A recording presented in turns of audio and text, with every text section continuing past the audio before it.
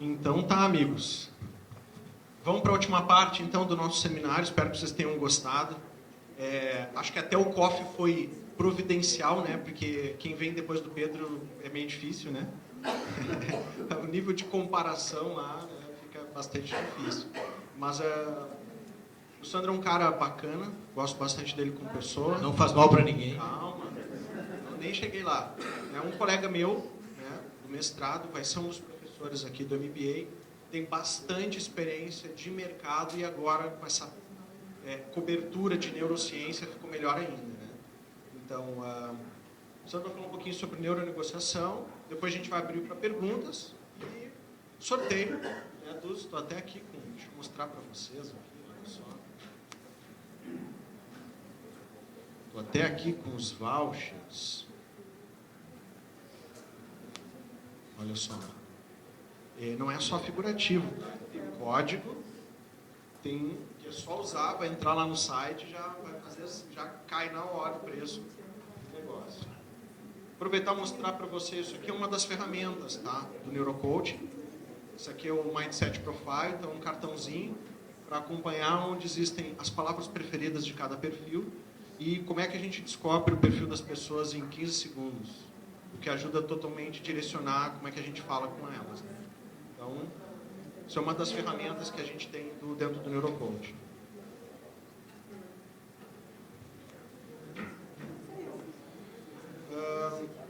Então, vamos nessa. Quero receber aqui, então, por favor, Sandro. Dá um show aí, cara. Obrigado.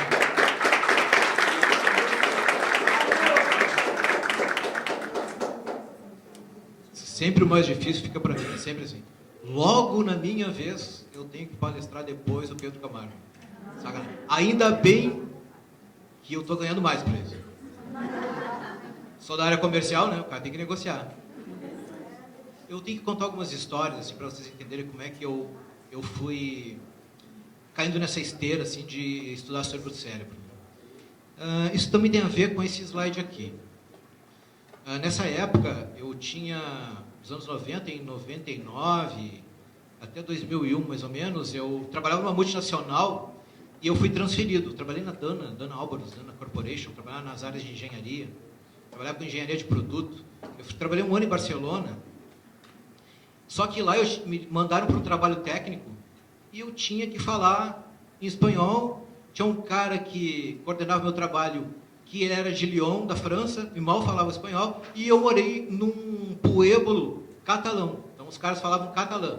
Imagina o baque que dá no cérebro da pessoa, tem que se ambientalizar com um negócio desse. Eu era um guri jovem. Eu comecei a me interessar por essa coisa de comportamento, e lá já se falava disso. Olha só, aqui, como o Thiago disse, nós temos uns 10 anos mais ou menos, que o comportamento humano está sendo embasado nos estudos do cérebro, que é a neurociência. Esse cara aqui, ó, o George Bush, ele abriu a década do cérebro. Já nos anos 2000, Barack Obama disse o seguinte, ó: como humanos, nós podemos identificar galáxias, luzes, né, anos-luz daqui. Nós podemos estudar partículas menores que um átomo, mas nós continuamos não desvendando, né, o mistério dessa massa cinzenta de 3 libras que se encontra entre as nossas duas orelhas. Ele falou isso, ele pronunciou isso da White House Office of Science and Technology Policy, ou seja, isso é política de tecnologia e ciência, escritório de política de ciência e tecnologia da Casa Branca, para ver a importância que essa gente tem de estudar o cérebro, mas não é só com interesse de saúde. A gente sabe que eles querem o cérebro da gente.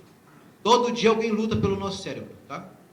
O nosso time de futebol luta pelo nosso cérebro, as religiões, as igrejas lutam pelo nosso cérebro, mulheres manipuladoras lutam pelo nosso cérebro, um monte de gente, os políticos lutam pelos nossos cérebros, né? Homens ciumentos. Então todo mundo quer ter o domínio da massa. Quem tem o domínio da massa se mantém no poder. Eu até vou usar um pouquinho e vou dizer assim, ó, ideologias são que nem marketing multinível. Da área comercial tem que fazer esse tipo de comparação. Porque os caras que estão lá na camada de baixo são os que mais lutam para sustentar os que estão lá em cima e defendem uma ideologia. Para se falar de neuronegociação, nós temos que falar de emoções. E dentro das emoções, nós temos 5 emoções básicas, tá? Pela classificação de abrangência. Tristeza, alegria, aversão, medo e raiva. Dizem que é possível unir essas emoções para a gente conseguir alguns resultados muito bons quando se vende, quando se negocia.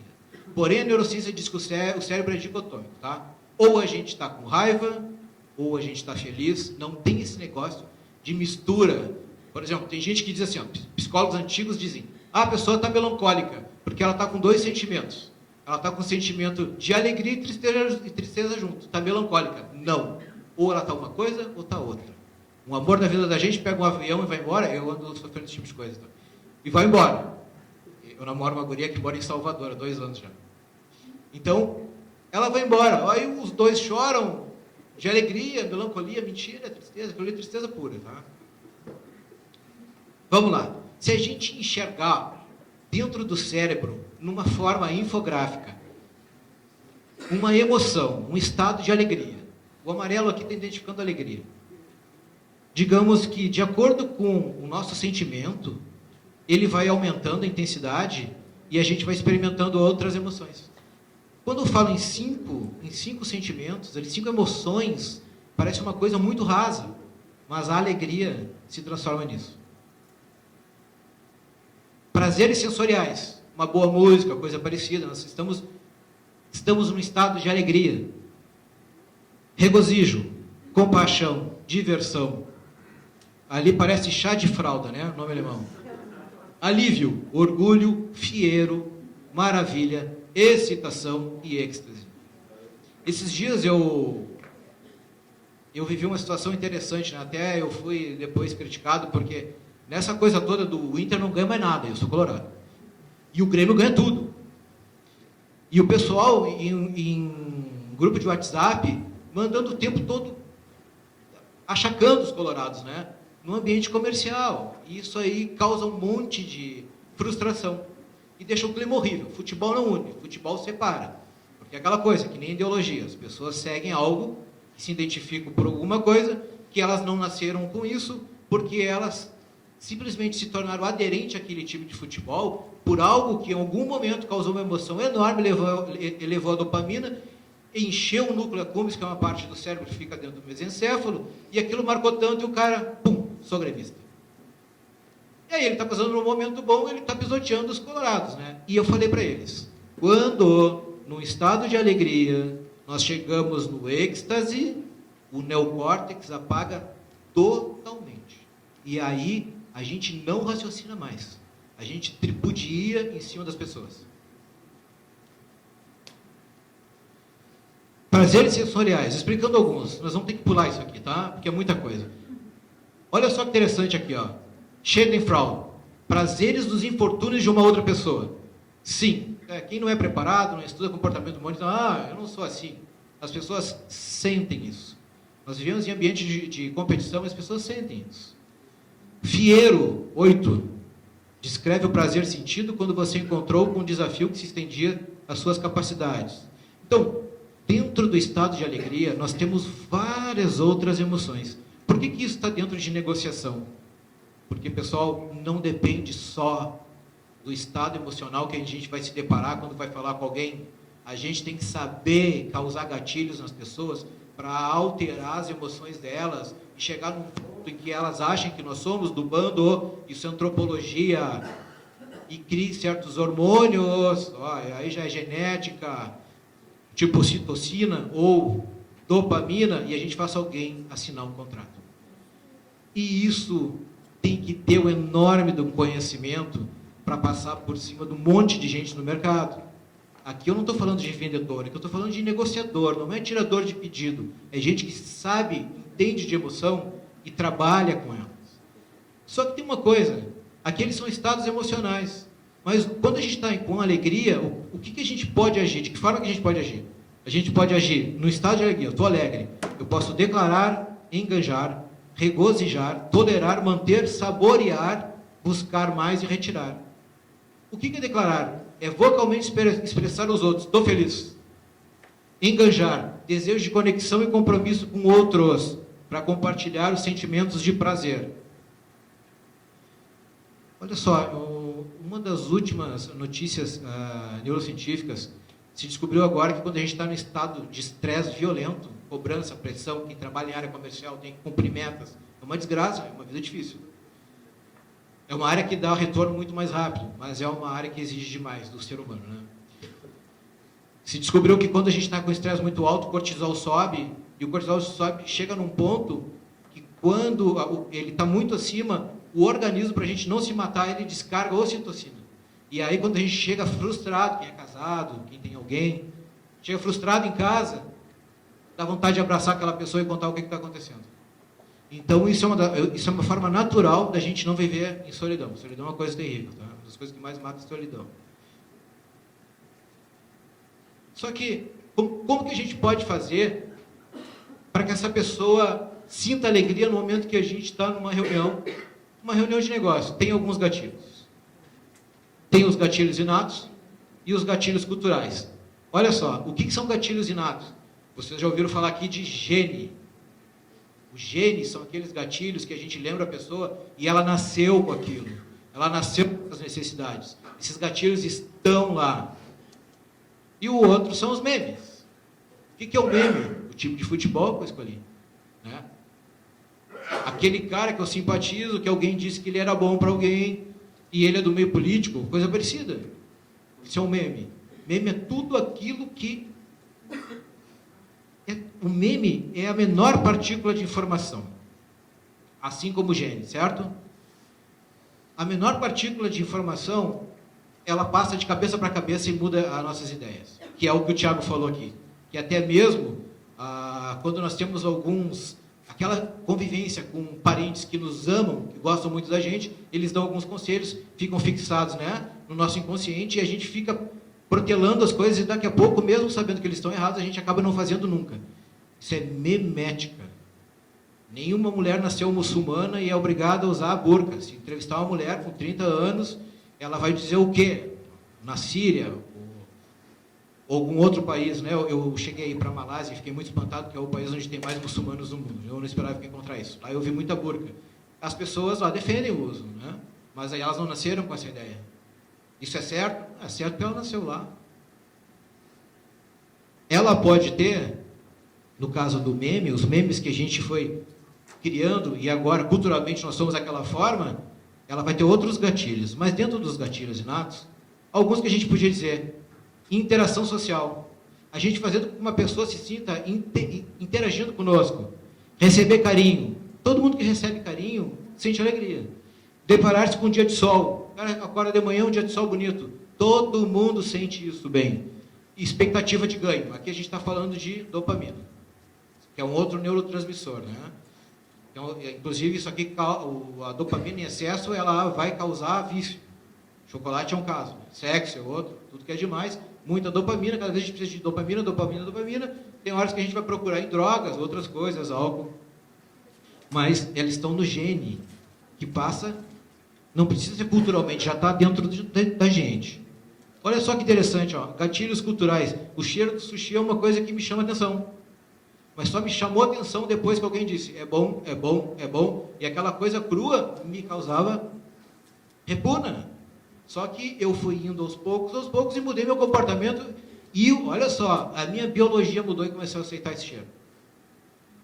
O time vitorioso, ninguém nasceu um time só. Alguém, por uma emoção intensa, ou por repetição, ficou gravado lá que eu tinha que torcer para aquele time. O reconhecimento profissional, uma coisa que não nasce com a gente, um match no Tinder, né? Deu um crush aí, olha só, o cara fica feliz. E assim por diante. Cada emoção, cada esfera daquelas, tem níveis de emoção que a gente pode trabalhar numa negociação. Desaprovação, desagrado, asco, repugnância, ódio, aversão e repulsão. Isso aqui são os estados de nojo. E o nojo, não é nojo só de comida ou de cheiro. O Pedro Camargo acabou de falar, a gente sente nojo até por notas, elas têm valor. Por incrível que pareça, se a gente dividir aquelas notas em números menores, isso foi repetindo, e tiverem sujas, a gente quer se desfazer delas, isso é nojo. Mas o nojo a gente é obrigado a ter porque ele mantém nossa sobrevivência. Uma criança tem que ter nojo, senão ela ia comer barata. Os estados de nojo, desaprovação, que é a forma mais branda de aversão. Olha o ódio. O ódio está dentro do nojo de alguém, e o ódio está dentro da raiva. E o ódio, ele foge do estado de emoção. O ódio é algo tão alto que se mantém e vira humor. Então alguém, lá do Estado Islâmico, ele está em constante raiva. Essa constante raiva joga ele num pico no teto, que ele fica o tempo todo com ódio dos outros. E aí vira um estado de humor. Ninguém mais tira aquilo ali. Se pegar uma criança, então, e fazer ela cortar o pescoço de alguém, e isso acontece nas vilas aqui em Porto Alegre, nos últimos 5 anos principalmente. Isso aqui é muito interessante a gente entender. Eu falo com uma antropóloga, ela trabalha só com crianças vulneráveis, tá? E ela falou: Sandro, a polícia não diz isso, ninguém diz isso, mas em Porto Alegre está acontecendo assassinatos por puro prazer. Como assim? Eles saem de lá, eles têm que cometer homicídio, tudo isso que está aparecendo na televisão é mentira, que as pessoas reagiram. Não, aconteceu vários no passado.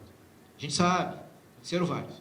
Então ele sai dali para ser reconhecido. Ele chega depois lá na comunidade dele e ele diz o que fez: ó, fiz tal coisa com o playboy, o cara abraça ele, ele nunca recebeu carinho, dá uma descarga de dopamina naquele ser, olha só, ele está sendo reconhecido, dá vontade de fazer o quê? Ele sai de novo e quer praticar outro, né, um outro crime, pode ser.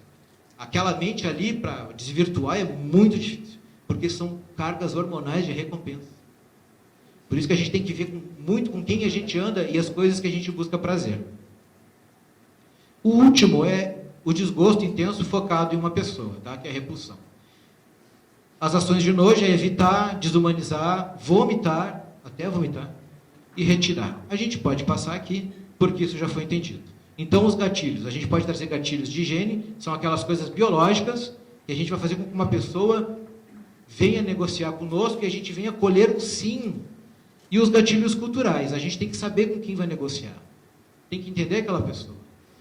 Eu costumo seguir 3 coisas quando eu entro numa mesa de negociação. Eu procuro um fato daquela pessoa e eu falo ela na negociação. Eu procuro um ato dela, alguma coisa que ela já trouxe de bom, e eu procuro um artefato. Né? Uma vez eu cheguei para negociar em Curitiba, fui chamado lá para ir numa grande rede de varejos, eu cheguei, sentei para esperar uma pessoa no supermercado, e a dona do supermercado primeiro me olhou assim: quem é que chamou vocês aqui? Eu disse: não, mas a reunião está marcada. E tu não, teu sotaque não é daqui, do jeito que tu é, eu sou do Rio Grande do Sul, mas desde quando eu chamei um gaúcho aqui? Ai, meu Deus, olha só, vai ser difícil hoje. E nisso ela pega e chama a pessoa e demite na nossa frente. Tinha tudo para alterar o meu estado emocional. Daí ela chegou, sentou, tá, botou o relógio na mesa e disse assim: eu tenho 5 minutos. E eu falei para ela: fulana, se a senhora tem 5 minutos, seus 5 minutos são muito mais preciosos que a nossa vinda aqui. Nós vamos embora, eu estou vendo que a senhora tem que descansar. A senhora merece descansar. Ela me olhou espantada, assim, porque ela queria era um revide. E o que eu fiz naquela hora? Eu mostrei para ela: eu me preocupo contigo. E ela, cheia de conflitos ali dentro, encontra alguém que ela estava escorraçando e que disse: eu me preocupo contigo, sem conhecer eu. Quem é esse cara dizendo que eu tenho que descansar em casa, que eu sou sobrecarregada, né? E nisso eu olho assim para o lado e tem um livro lá do Evangelho segundo o Espiritismo, e eu puxo alguma citação espiritual, né, de Kardec, que a gente tem que estudar tudo, né?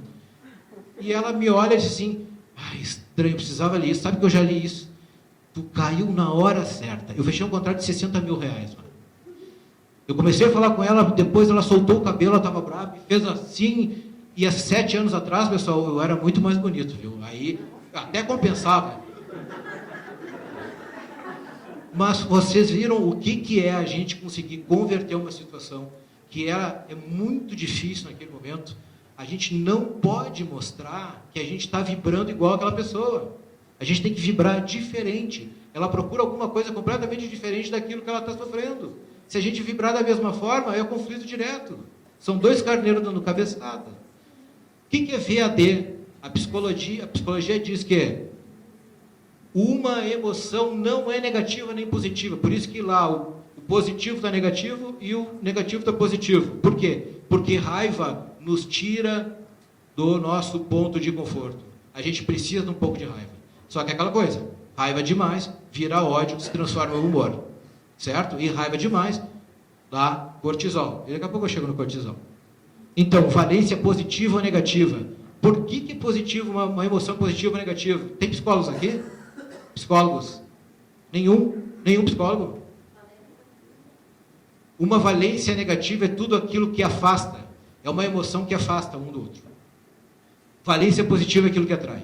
Por isso que tristeza afasta. Então ela é valência negativa para a psicologia. Não é uma emoção negativa ou positiva. Dentro de uma emoção, no medo, por exemplo, arousal, que é excitação. Então, de acordo com a excitação, nós saímos ali de um leve prazer à euforia total.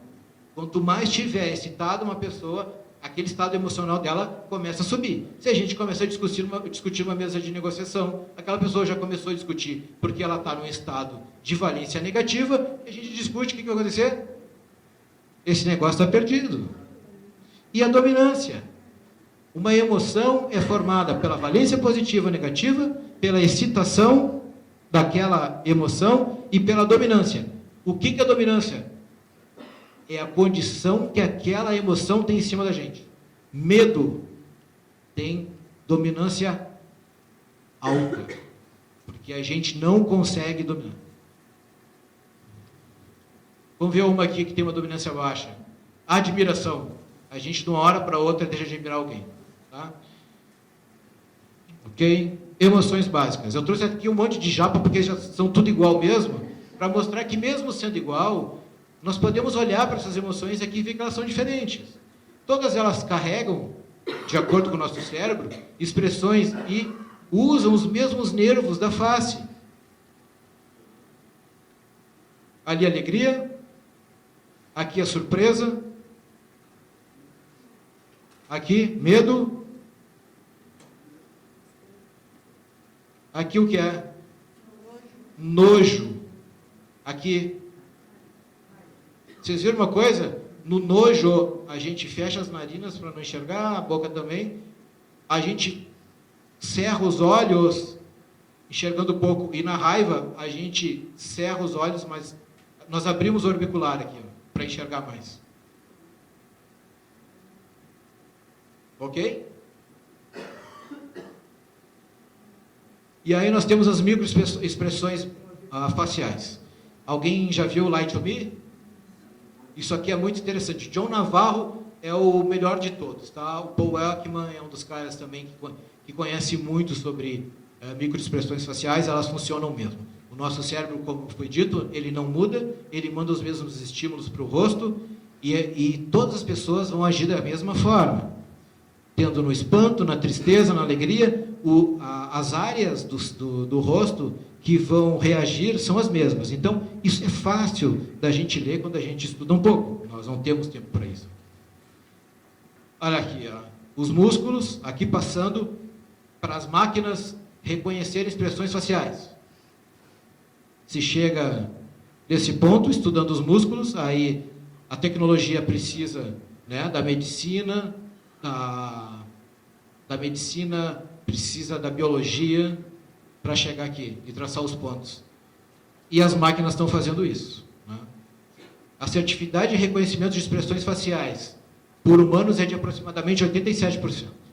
Então, 13% fica descoberto aí. Passa. A gente acaba não descobrindo como uma pessoa está, o estado dela. Alguns algoritmos computacionais em ambiente controlado obtêm sucesso entre 74 e 98. Ó, fomos superados. Será que fomos? Reconhecimento vocal, existe equilíbrio entre humanos e computadores. Em torno de 65% de assertividade, tá? E alguns alcançam 80%. Então, as máquinas estão reconhecendo nossos estados emocionais mais do que a gente. A gente realmente está sendo ultrapassado. Você sabe, né? Quando aqueles 2 computadores do Facebook começaram a criar uma... Você sabe nesse caso? Eles começaram a criar uma linguagem. O próprio Stephen Hawking, né, que faleceu há pouco tempo, ele se pronunciou e disse: eu avisei vocês que vocês iam perder o controle. Superados. Esse slide já foi apresentado, mas aqui ele tem um outro teor. O teor é o seguinte, né, olha as mulheres aqui. Quando nós vamos nos reunir, vamos sentar numa mesa de negociação, a gente tem que fixar os olhos. Isso é cinésica. De 2 a 4 segundos. Além de 4 segundos, a pessoa fica constrangida. Um olhar a gente pode fixar durante até 4 segundos. Depois tu volta a olhar para algum outro lugar e continua conversando. É verdade, isso não é. Sentem num ônibus, por exemplo, uma van, para ver se a pessoa fica fixando assim, ou num restaurante, a gente vai se sentir mal, se sente invadido. Quando nós temos intimidade e se abre o espaço íntimo, em torno de 5 a 15 segundos. Mais que 15 segundos, a gente fica constrangido, mesmo que for o amor da vida da gente. Nós, homens, olhamos assim, né? Esse tempo a gente segue, 87% do que nós vemos é o que nós mais mantemos na nossa memória, então tudo que a gente vê, a gente mantém mais do que ouve ou sente. Só que as mulheres fazem isso, né? Olhou assim, nesse tempo, ela confere o cabelo, né? Avalia a pele, julga a maquiagem, inspeciona as joias, confere se está tudo em cima, ó. Se o bronzeado é natural, e assim, ou confere a postura, peluda ou depilada, olha tudo aqui. E nós temos a cinésica. O que eu quero dizer com isso? Os computadores vão só na expressão facial. Nós temos outras coisas quando se fala de comportamento humano. Então nós temos a tacésica, que é algo que eu quero que vocês façam agora. Levantem todo mundo, por favor. Levantem, por favor. E apertem a mão da pessoa do lado com vontade, olhando nos olhos. Apertem a mão com vontade, olhando nos olhos. Ok. Agora, vocês apertem a mão, olhando nos olhos, novamente, com uma outra mão que vocês não usam, que vocês não usaram. Com a outra mão. Apertem. Apertaram? Podem sentar. O que vocês estão sentindo agora é o efeito da tacésica. Disso aqui.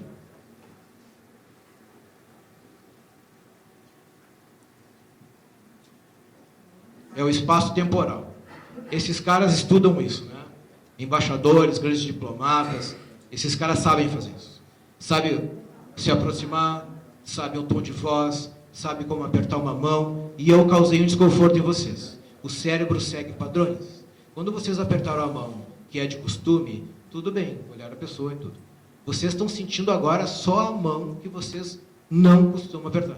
Ela está ali, latejando, porque esse costume não estava no cérebro. E vocês estão sentindo, é ou não é? Estão sentindo aquela que não é de costume, porque houve uma mudança de padrão.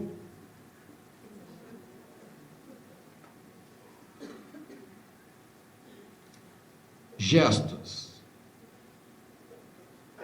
Dentro dos gestos, o bom negociador tem que reconhecer os gestos. Nós temos gestos simbólicos, ilustrativos, indicativos, emocionais, reguladores e adaptadores. O que é um gesto simbólico? Isso aqui é muito importante. Gesto simbólico é tudo aquilo que, quando uma pessoa está numa mesa de reuniões, ela está conversando conosco, a gente está observando ela, e ela está dizendo assim, eu vou ir para casa, e depois eu volto, e depois eu vou fazer tal coisa, e quando aí ela já está dizendo, vai assinar um. Está cuidando ela, e ela está fazendo gestos ilustrativos. O computador não faz isso, ele lê fácil. Então, fomos superados? Não fomos ainda. Ele não lê a pessoa como um todo. Isso é um gesto ilustrativo. Gestos simbólicos. Um gesto, eu estou mostrando algo que não precisa explicar. Que eu vou fazer, certo? Tem outros aqui que eu posso sair com as mãos que são horríveis, mas esse aqui é um. Dentro de uma negociação, a gente tem que conhecer os erros. Cada vez que ele está emitindo sinais para a gente está estudando e vendo qual é o estado emocional dele. Indicadores de emoção. A pessoa pode fazer um ufa ou coisa parecida. Ele está mostrando a indicação. Esses tempos eu fui numa negociação, foi até com um colega meu, foi uma grande revenda de pneus aqui de Porto Alegre, e o cara estava durão, daqui a pouco foi falado alguma coisa e o cara fez assim, gesto indicador emocional. Esse contrato está fechado e está na hora de parar de vender. Tem que ir para o fechamento. Esse cara pensou o quê? Era isso que eu... E as pessoas continuam falando, criando mais chances dele trazer objeções e derrubar uma negociação. Gestos reguladores. Você já deve ter sentado numa reunião e tem um monte de gente conversando e tem aquela pessoa que não espera os outros pararem de falar. Isso é um horror. Já passei por isso um monte de vezes. A pessoa tem que olhar para a pessoa, ela terminou de falar, deixa ela respirar uma vez, ela inspirar, é porque ela não tem mais o que dizer. É a hora de falar. Então tem gente que fica concordando com tudo. A pessoa está falando ali, já aconteceu, eu estar numa mesa de reunião e a pessoa está negociando uma cobrança de 100 milhões. E a pessoa que foi junto comigo achava que tinha que bancar o burro motivado, né? Ou o macaco copião. E aí tudo que o cara dizia, o empresário dizia, ela ficava assim, sem ouvir. Daqui a pouco ele disse, podia repetir o que eu falei? Ela não sabia nada, ela só queria ficar afirmando para mostrar aceitação, né? Isso é um horror, porque ela não tem noção dos gestos, né? Esses são reguladores. A pessoa está mostrando o momento que é para falar, o momento que é para ouvir, tem que prestar atenção, ficar um atropelando o outro na hora de conversar.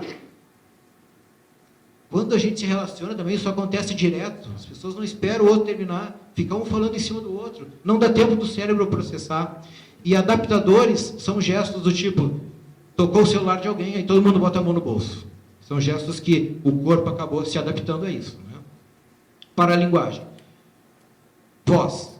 Qualidade, classificador, qualificador e secreção. O que é qualidade? Qualidade é o nosso volume de voz, a cadência de voz, isso é qualidade. Então, você está conseguindo passar a informação, a pessoa está vendo, se a pessoa tem uma fluência verbal, ela tem qualidade de voz. Classificador de voz.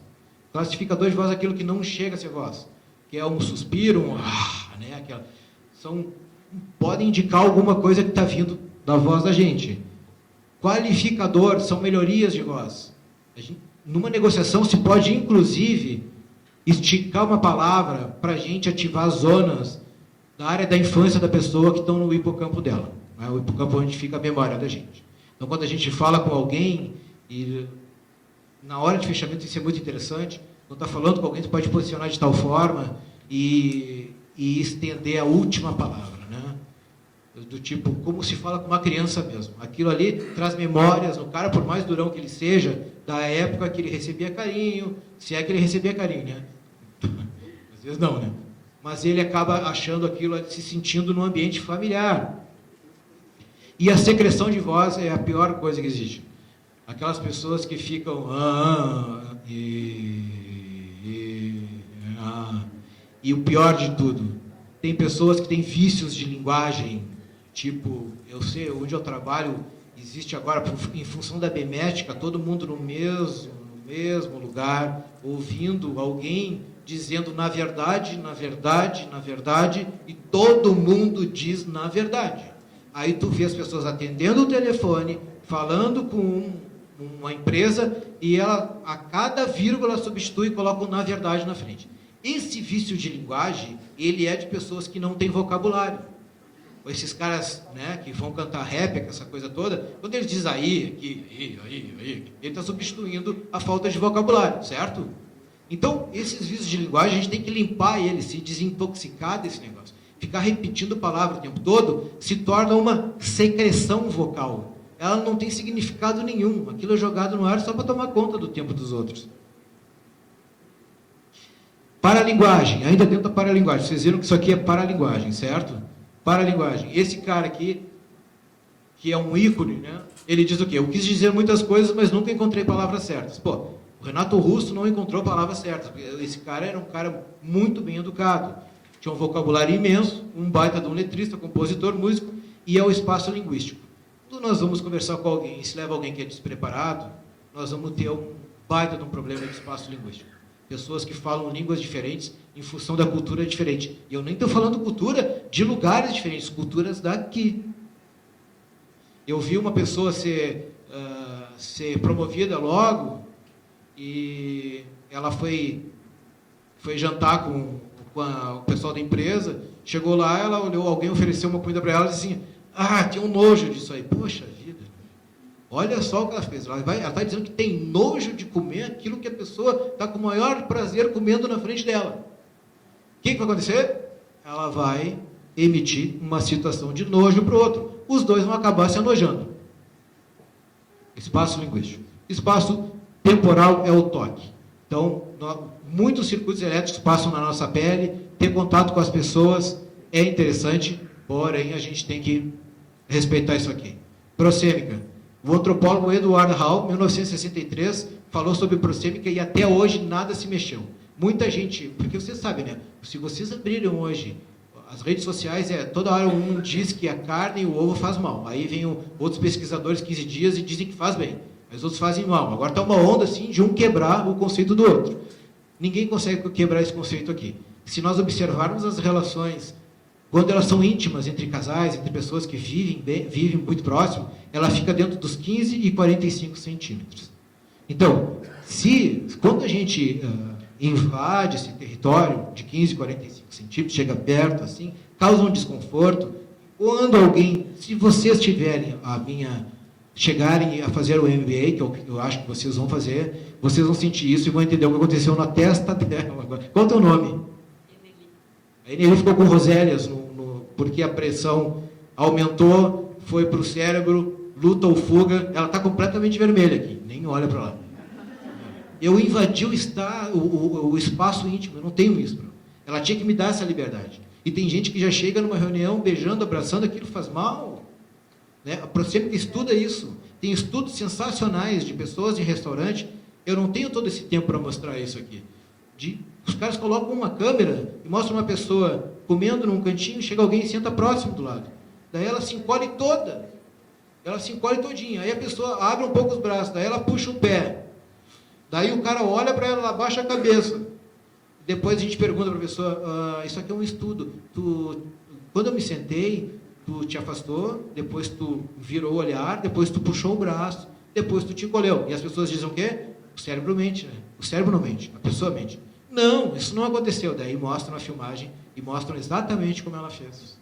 Então, como o cérebro ele já toma as decisões antes da gente, decisões que causam valência negativa, afastar, valência positiva, né, aproximar, ele toma essas decisões sem o nosso conhecimento. Então, assim, 15 a 45 centímetros é a distância íntima. A pessoal, 46 a 120 centímetros, a 1,20 m. Aqui, nós conversaríamos aqui, nós, certo? E não causa desconforto nenhum. Não ficou corada. De 1,20 a 13,60 é o espaço social, que a gente se permite aqui. E depois disso, na dimensão pública, de 3,6 metros, só os grandes comunicadores que conseguem comunicar. O cara que é músico, que toca na rua, que fica a mais de 3 metros e consegue passar a linguagem dele. Nós não conseguimos fazer isso. Né? Tem que ser um especialista. Isso aqui, a gente tem que cuidar. A gente tem que saber chegar próximo e manter a distância de acordo com o que a pessoa espera da gente. Pessoal, sistema nervoso, parasimpático e simpático. Isso aqui é excitação, é o arousal. Olha só. Toda vez que alguém vai assinar um contrato, é uma ação. Quem está no estado bom, e aí cai por terra um conceito, cliente não pode estar satisfeito. Então as empresas dizem, tem que satisfazer o cliente. Cliente satisfeito não compra nada. Eu li uma pesquisa esse tempo, para esse lado mesmo, foi a Oxford que fez. Só com integrantes de bandas. Os caras do heavy metal, a maioria deles, depois que para com a banda, montam negócio, são empreendedores. Porque o próprio estilo de música faz com que os caras, música rápida, alta, excitação alta, sistema simpático, sempre funcionando. E esse cara não para de se mexer. Ele abre empresas. Os caras que cantam reggae, morreu. Além do mais, por quê? Os caras não estão dopaminados a vida deles. Eles estão sempre à base de serotonina. E a serotonina baixa tanto que agora agora vamos fumar um, né? Para ter mais serotonina. Aí fumo mais um. Aí fico naquela e dali eles não conseguem se movimentar. Funciona para todos? Não para todos, mas a grande maioria. Ou seja, o estilo de vida da gente influencia no nosso presente e futuro. Biologia do comportamento. Estes hormônios são hormônios que regem a nossa vida. São muitos. Mas o cortisol, a dopamina, noradrenalina, serotonina e ocitocina é que fazem uma negociação andar. Pessoal, se existem emoções de repulsa e de aproximação, a gente tem que trazer a pessoa para perto da gente. E a gente tem que saber que existe estes hormônios. Então, entrar numa discussão, isso para a vida da gente, né? Em que nós vamos ser inundados por cortisol. Olha só, muitas vezes o cara entra numa discussão, aquele empresário começa a falar e começa a dar um monte de problema, a gente começa a alterar o nosso estado emocional. O nosso negócio é ser legal com ele. Não ficar infectado por aquele estado emocional. Porque os dois vão ter uma descarga de cortisol e acontece inúmeras mudanças no corpo da gente, né? O cortisol, ele vem... Quando ele é descarregado, ele vai lá para a nossa glândula, a glândula adenal, e nós temos várias mudanças no organismo, né? Então, os nossos vasos se comprimem, aumenta a nossa circulação sanguínea, a gente fica preparado para lutar ou fugir. E essa destruição, aos poucos, isso é uma destruição, né? O cortisol ele é bom, é interessante que ele se mantenha algumas vezes na gente, né? Porque ele traz alguns equilíbrios naquele momento, mas se manter ele sempre, acontece o que aconteceu comigo há pouco tempo. Eu fui assaltado na frente da minha casa. E toda vez que eu lembrava do assalto, a amígdala disparava. Eu lembrava daquilo, e se tornou o quê? Eu tive um ataque de pânico, 2, 3, sempre às 3 da manhã. Não conseguia dormir, porque eu ficava relembrando aquilo ali. Quando isso acontecia, cortisol. E eu fazia o quê? Metacognição. O que é? É analisar o que está acontecendo no meu corpo e dizer, olha, isso aqui vai passar. Eu sei que isso não é um ataque cardíaco. Esse negócio vai passar. Daí eu ficava assim, olha só, está tremendo todas as minhas pernas. Meu Deus do céu, está latejando minha veia na minha cabeça. O meu coração começou a disparar. Eu ficava assim, parado, analisando meu corpo. Metacognição. Então, quando a gente começa a estudar neurociência, a gente começa a entender o corpo humano e começa a entender que a gente pode manter o nosso estado emocional. O que a gente precisa para assinar um contrato, para tirar um contrato de alguém? Nós temos que elevar os níveis de dopamina na pessoa. Olha só. Essas coisinhas aqui são o que regem as nossas emoções. E a ocitocina, que é a do amor, por incrível que pareça, quem não acredita em Deus, eu acho que, se existe Deus, né, eu acredito, ele demorou muito tempo para fazer isso, né? Se olhar aqui a molécula, né, as moléculas da ocitocina são as mais complexas que a gente tem, das nossas emoções. A ocitocina, inclusive, ela que faz o leite materno, né? Relacionado diretamente com a criança que nasce. Até porque, você sabe por que uma criança ri quando nasce? Assim, a pessoa pega, olha aquilo, e ela dá um sorriso, e a mãe agarra e diz assim, é meu. A criança sorri quando ela não tem, aquela emoção nasce, é inata, né? Porque na época das cavernas, imagina, com aqueles bichos na rua, o pessoal na caverna, sem nenhum tipo de ajuda, nascia a criança, a primeira coisa que ele queria era jogar fora. Então aquela criança olha, mostra, os dois têm um contato visual, e ó, esse é meu filho mesmo, aí mantém ele. Então a natureza tem essas artimanhas. Olha só, hormônios.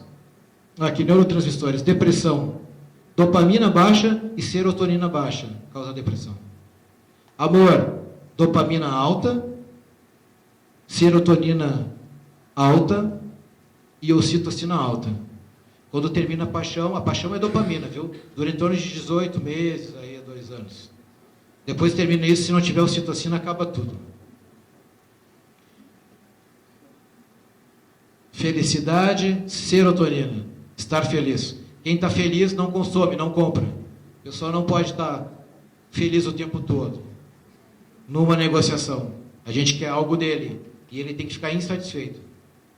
Então, na mesa, neste curso, além disso, além de estudar o comportamento humano, nós temos que buscar os grandes da Harvard Business School, tá? Que é o Roger Fisher, o William Ury, o Subramanian e também o Jack Sheffer, que esse cara que é um PhD que trabalhou no FBI. Então, ele tem técnicas de persuasão. Isso aqui, misturado com o comportamento humano, nós temos técnicas dos melhores. Ou seja, a gente se torna imbatível. E começa a entender essas coisas que são mais complexas. Alguém já ouviu falar aqui de pátina, sopa? Não? Quando nós vamos negociar, a gente não sabe quanto alguém vai pagar. Mas a gente sabe quanto quer levar. E a gente tem que descobrir como. Então tem uma zona ali que é a zona de possível acordo. E também tem a reserva de valor. Até onde eu começo a perder e até onde o fulano só ganha. Nós temos que chegar nesse ponto, conhecer isso. E isso é a base de conversa. E isso a CIA e o FBI trazem contribuições enormes para a negociação quando mostram formas de interrogatório. Que é tu fazer com que a pessoa se abra para ti, mesmo não confiando. Vamos dar uma olhadinha nesse vídeo aqui. Onde é que eu apago essa luz?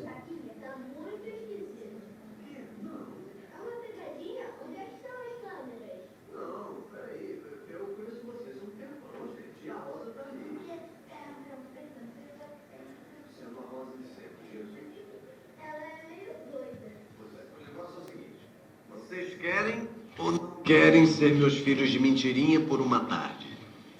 Por que não conta a verdade pra aquela menina?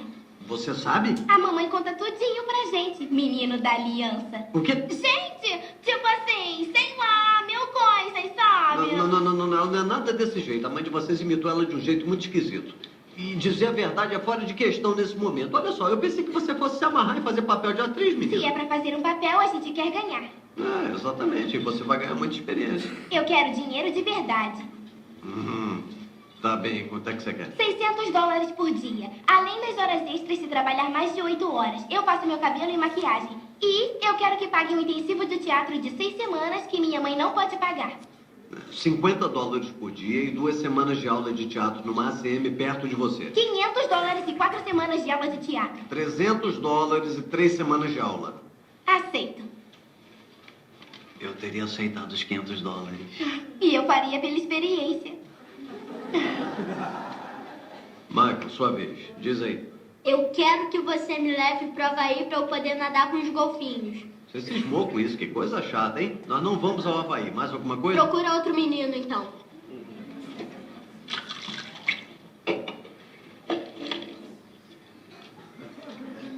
Que olhar de mafioso é esse, hein? Maravilha, Michael Coliano. Estamos aqui para negociar. Tem alguma outra coisa que você queira? Eu quero um pônei voador. Eu também quero um pônei voador, mas eles não existem. Então eu quero um pônei normal. E quero que ele se chame Nelson. Que tal um PlayStation 3 que a gente batiza de Nelson? E o que mais? Eu vou incluir 4 jogos para você. 5 jogos. E eu também quero que o encontro com a loira seja no McFunnigan. O que você acha de ser numa lanchonete lá na minha rua? Se insistir nessa porcaria, vou embora. Tá legal, calminha, irmão. Pega leve aí. E eu quero passe livre em tudo. Eu não quero game over nem pobreza. Eu quero ficar jogando sem ter que me preocupar com os meus créditos. Beleza, então tá fechado. Estamos combinados? Fechou. Mas cancelo tudo se vocês não comerem as pizzas, é sério. Posso ter sotaque? Deixa eu ouvir. Oh! Não! Isso aqui é uma negociação complexa. Mesmo que seja com crianças, elas queriam um tanto, ele queria dar algo e a gente não sabe quem aceita o quê.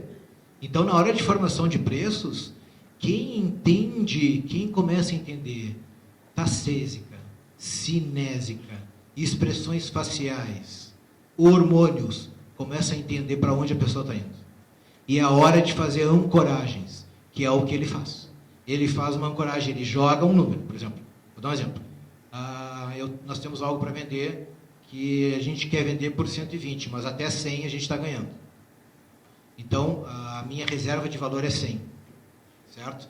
E eu posso ter uma pátina, que é a melhor alternativa a um negócio, a um acordo negociado, que se a pessoa oferecer menos de 100, eu não vou vender para ela, mas eu tenho que descobrir o que eu vou fazer, eu tenho que ter outra alternativa, que seria o plano B, né? Dentro dessa linha, ele está oferecendo algo que ela também não quer, ela quer mais, que a gente chama de ZOPA, Zona de Possível Acordo. Na conversa, eles vão chegando nessa zona de possível acordo. Por isso que a gente tem que ancorar as pessoas. Por isso que vocês viram aqueles exemplos das pipocas, tu ancora ela com uma intenção de ganho lá em cima e ela começa a achar que o outro que é mais barato vale mais para ela. Só que isso aqui é a escola, isso aqui é a Harvard Business School, né? Então a gente precisa de uma aula inteira para falar desse assunto. Mas é bem interessante para mostrar que aqui existe uma negociação complexa, onde não se sabe o quanto o outro pode pagar e ele está querendo saber até quanto a gente pode vender. Pessoal, o neurônio espelho foi descoberto em 1994 na Itália, em Parma, dos neurocientistas, né, Rizzolatti, Fogassi e Galesi. Eles fazendo pesquisas com macacos, eles monitorando o cérebro de macacos, eles notaram o quê? Quando o macaco esticava a mão para o outro, para dar comida, no cérebro as áreas motoras do que estava olhando começavam a ativar, ou seja, mesmo que o macaco não estivesse esticando a mão, ele só olhando o outro, aquela área estava ativa, mesmo que ele não se movimentasse. Isso faz com que a gente pegue alguns hábitos das pessoas, ou, por exemplo, se tem alguém bocejando aqui, e eu olhar e eu tiver empatia por essa pessoa, eu vou bocejar também. Se eu não tiver empatia por essa pessoa, eu não bocejo. E até o espirro é assim. E quando a PNL, que é algo já para nós já ultrapassamos, porque a gente usa a neurociência, né? Porque no monitoramento do cérebro a gente consegue embasar essas coisas que a gente está falando. Quando eles falam em espelhamento, a gente fala de neurônio espelho. Quando se negocia, então, aquela coisa da pessoa, a gente quer que ela se aproxime, a gente se aproxima. Numa mesa e joga o corpo mais para frente e tu vê se a pessoa está aceitando ou não. Se ela vai se afastar ou se ela vai se aproximar. Olha só. Se a gente fazer uma fusão de técnicas, do pouco tempo que eu tenho aqui, olha só que interessante aqui. Sentou na frente de alguém, incline-se para frente, proximidade. A gente está sentado os dois, como aqui. Um inclina para frente, depois ele estende as mãos, a palma das mãos, e ele alonga a última sílaba quando estiver falando no discurso dele, emitindo interesse. Que nem quando a gente fala com criança, a gente fala assim, como é que eu posso? Vamos dar um exemplo. Nós estamos falando e disse, o senhor tem razão, mas eu creio que se para o seu concorrente é bom, para o senhor é bom também. Isso é uma forma que dá um efeito enorme de trabalhar com as palavras. Depois se inclina para trás e cala a boca. Eu pude explicar todos esses aqui de forma neurocientífica e às vezes a pessoa olha e diz, não, isso nada a ver, não é bem assim. É. Tudo que a gente faz, o outro sente. Se ele começar a gostar da gente, ele começa a nos aceitar e repetir os gestos. E a gente vai repetir os gestos dele, nem todos, para não ser macaco imitando. Explicando, olha só, inclinar-se para frente, proximidade. Tá? Estender as palmas da mão, olha só isso aqui, olha aqui. Alongar a última sílaba de interesse, inclinar-se para trás e calar a boca. Vou explicar só isso aqui. Estenda as palmas das mãos, olha aqui. Funciona? Olha o que a igreja faz, hein? Os donos do mundo. Funciona? Funciona. Quem manda no mundo e quer trazer as pessoas para si, sabe disso e estuda isso há muitos anos ou séculos. Então, esse tipo de imagem, ela faz com que a gente se aproxime. Vinde a mim, as criancinhas.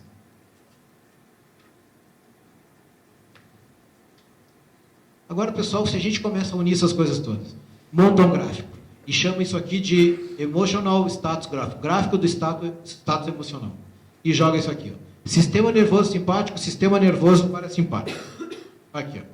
Quando a pessoa está aqui, ela está em neutralidade, tá? Quando a gente quer que ela se movimente, ou ela já está nesse estado, no estado alto, ela está com o sistema nervoso simpático acionado e ela está excitada. Isso aqui é excitação. Aqui é a valência. Então, a valência negativa sentimentos de repulsa, afastamento. Valência positiva, sentimentos de aproximação. Excitação, baixa e alta. Alguém assistiu aqui Divertidamente? Quem não assistiu, assista. Nos Estados Unidos, as crianças com 7, 8 anos de idade, nas escolas, eles passam. Para as crianças entenderem como funciona as emoções e para mostrar para elas, não só o entendimento, mas para elas entenderem o que está acontecendo com elas. Tá? Então, são essas figuras. Eles explicam na neurociência, né? Figurando cada um deles e dando uma figurinha. Ó, a raiva, o nojo, a alegria, o medo e a tristeza. Nesse gráfico aqui, quando a pessoa está com o sistema nervoso simpático acionado, ela está excitada. Então a alegria fica mais ou menos aqui nesse quadrante. O nojinho é algo que afasta, mas ele está mais baixo. E a raiva já está bem mais alta aqui. Que seria naqueles primeiros gráficos que eu mostrei, que é a parte que ela está ativado e já está no pico, né, daquela emoção. Olha aqui, ó. Isso é valência negativa, nesse lado. Valência positiva, alegria. Olha aqui. Tristeza, medo, é valência negativa. São ruins, né? Sentimentos ruins. Porém, o medo, ele faz com que a gente não lute. A gente vai ficar procrastinado, a gente vai, certo? Não estamos ativados aqui. A tristeza também. Quanto mais tristeza, olha só, vai indo para a depressão. Mas aqui tem um negócio muito interessante, quem é psicólogo, os estudos dizem agora que quando a pessoa se suicida, ela está numa tristeza enorme, que chega aqui, ela simplesmente dá um pico e faz assim, ó, o sistema nervoso simpático faz ela agir. Ela pegar uma arma ou se matar, porque quando a pessoa está triste, ela só vai se atirando, depressão profunda. Quando a depressão está tão profunda, o sistema nervoso central, né, ativa o sistema nervoso simpático e diz, está na hora de agir. Aí a pessoa acaba tirando a vida, é aí que está o perigo. E se nós jogarmos os hormônios nesses quadrantes, olha aqui, ó, cortisol, faz uma desgraça conosco aqui. Ó, alegria, dopamina, aqui serotonina, ocitocina. Certo? Olha só o que a gente encaixa aqui. O que vocês acabaram de ver, os gatilhos mentais, as culturas, o que é meme e o que é gene. Nós lançamos dentro desse gráfico e a gente sabe como ativar essas áreas para tirar alguém que está nesse estado, que vocês viram que está aqui ou está aqui, e vocês querem que ele compre. Vocês têm que trazer ele para cá. Ele primeiro tem que vir para cá, certo? Ó, porque aqui estão as áreas de insatisfação.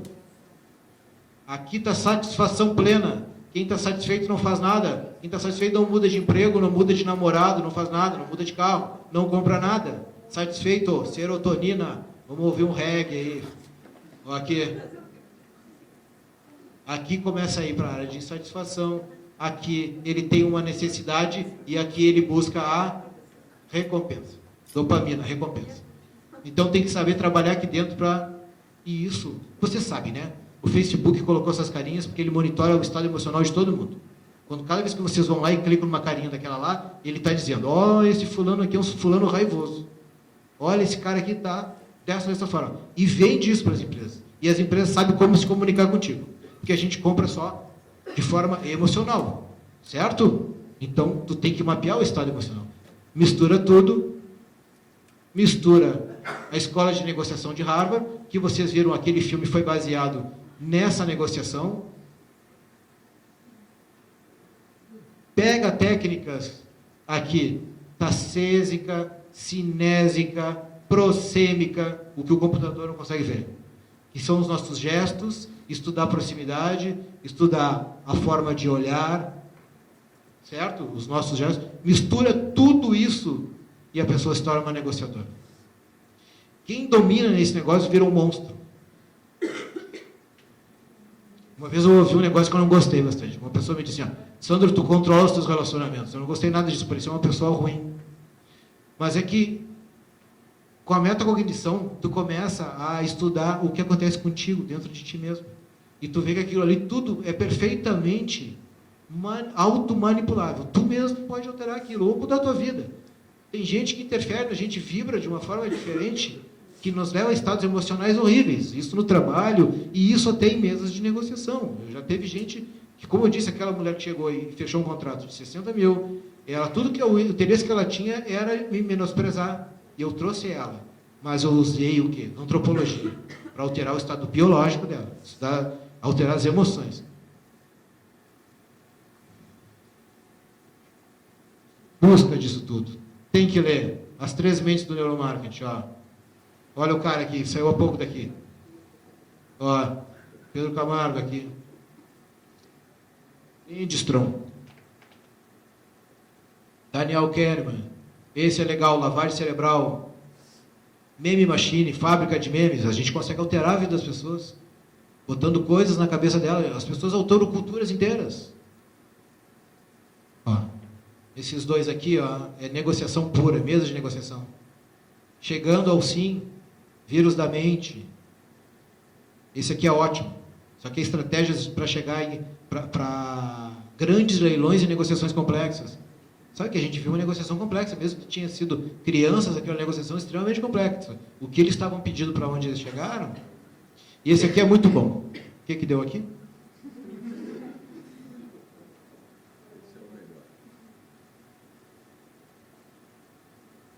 Esse aqui foi traduzido recente, tá?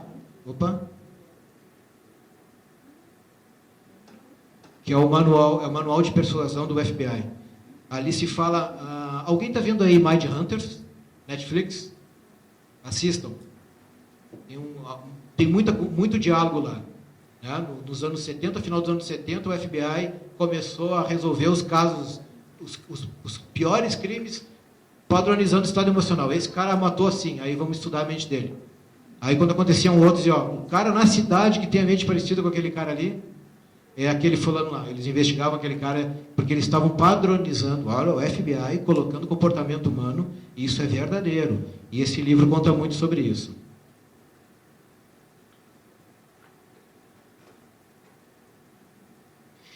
Bom, pessoal, eu vou encerrando.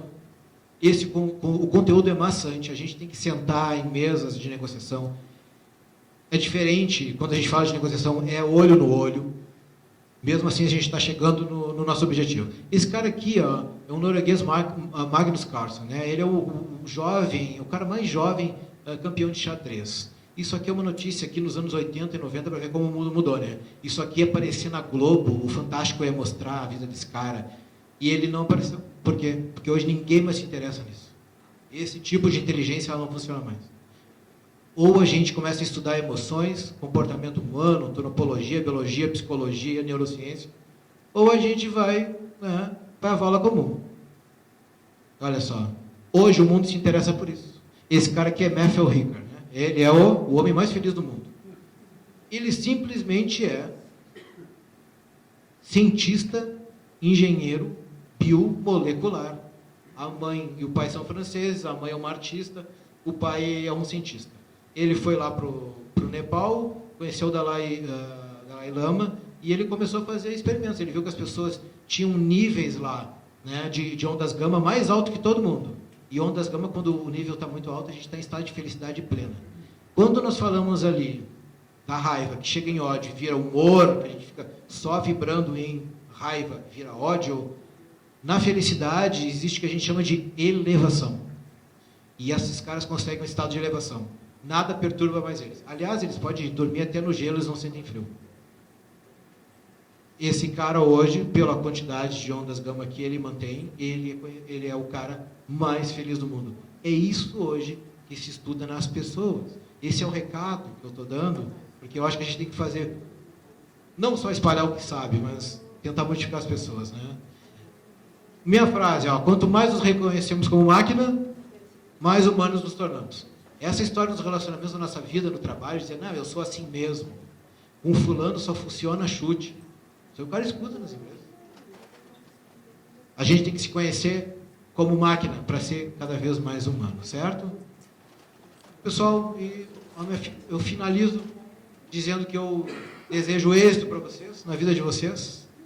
Eu estou à disposição e eu garanto que quando vocês dominam a comunicação, conhecer as pessoas, a vida da gente muda e o mundo trata a gente de forma diferente. Eu não estou aqui de graça, eu estou aqui porque numa reunião, numa mesa, houve uma simpatia aqui. Né? Ele é casado, tá? Houve uma simpatia aqui. E isso não é assim tão natural. Existe um esforço para se fazer isso. Né? E para quem vende, negocia, muitas vezes a gente tem que subir num palco. Tem que não ser tão natural assim. O conhecimento é algo que nos exige muito na nossa vida, né? Porque a gente está de bem com todo mundo nunca vai conseguir. Mas a vida pode ser muito melhor se a gente estudar as pessoas, porque todas as decisões são tomadas por gente igual a gente. E não se perturbar com esse mundo. Não trabalharem que nem louco, ganhando pouco. Né? Outra coisa que eu digo. Não se matem assim, porque ninguém nasceu numa empresa. Procurem o que vocês gostam para fazer. Mas algumas coisas na vida da gente, a gente tem que muitas vezes se esforçar um pouco durante algum período e às vezes se matar um pouquinho assim para colher os frutos na frente, né? Vamos nos dar valor. Eu até tomei essa iniciativa de falar isso para vocês, porque semana passada eu vi um cara que é um grande empresário num evento e aí todo mundo que estava sentado assim, ó, olhando para ele e maravilhado, as pessoas querendo, né, ficar perto. Não sabe que o cara está com câncer, a mulher abandonou, né, os filhos, não se dá com os filhos, não se dá com ninguém, porque o cara se dedicou só para o dinheiro, só para isso. Vai estar ligado numa empresa que um dia vai comer o pêssego, né? Comer fruta e joga só o caroço fora. Então, pessoal, estudar gente, se humanizar cada vez mais, tratar as pessoas como pessoas e exigir esse tratamento como iguais. Pessoal, da minha parte é isso. Obrigado.